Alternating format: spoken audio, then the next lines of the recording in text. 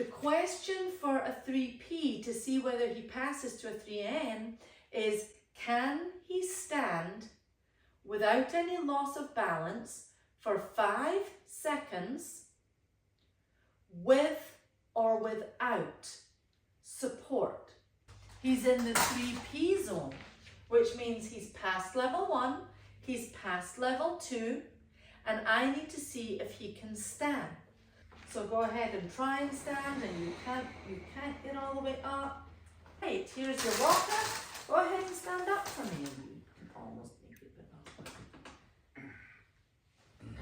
up. Okay, so clearly at this point, Tim is not able to stand with his walker. Let's try it with a non-powered standing. Okay. Pull, up. Tim is not able to stand even with a non-powered standing. So he is remaining in the 3P territory. We know he can sit himself up. He passed level 1. He can sit unsupported. We know that he has strength in at least one leg for these muscles, but he doesn't have the strength to stand up even with a non-powered stand aid.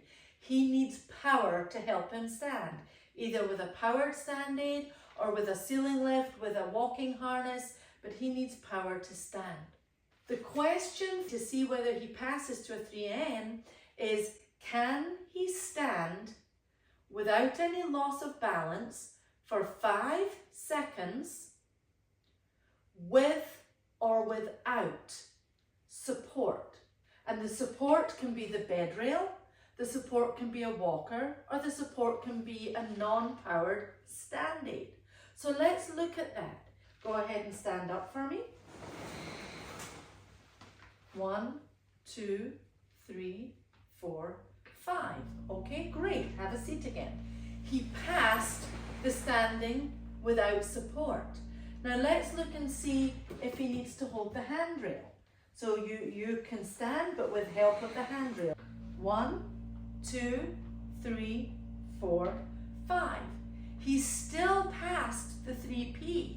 So the answer to our question, have a seat again, can the patient stand with or without support for 5 seconds without loss of balance?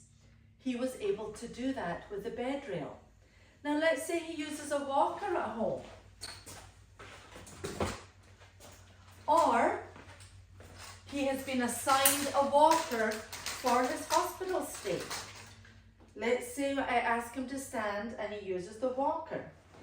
He uses the walker, 1, 2, 3, 4, 5. He has passed level 3P. Go ahead and have a seat again, Tim. Let's say he's a little unsteady with the walker. We can also use a non-powered stand aid. Yep, go ahead, Tim, and stand up for me. And you can pull yourself to stand here. Yep, go ahead and pull up. Put the flaps down behind you. 1, 2, 3, 4, 5. He has passed the 3P test.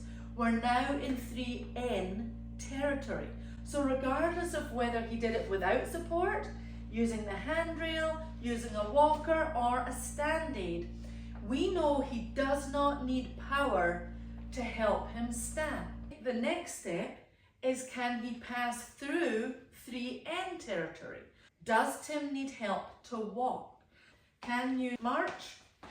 And can you step forward and back? All right. We know that he can march and step with assistance. We don't know yet if he can march and step without it. We need to do the march and step without support to check that. So have a seat again. Let's say he was able to stand safely with the walker. So let's go ahead and march and step with your device. Okay, and step forward and back. Okay, and have a seat again. In this case, Tim failed the march and step with support. So we know he's able to stand. He passed through the 3P. We were testing to see if he could move out of 3N territory. The answer to that question, can he march and step independently and safely with support, was no. When he tried to take a step, he lost balance. He's able to stand, but he needs help, even with a device, to safely walk. And that device could be the non-powered stand aid that's got the knee block in case those knees buckle while he's walking. If he was able to march and step safely with his support, he's a level 4A, independent ambulator with an assistive device. And that could be a cane or a walker or crutches.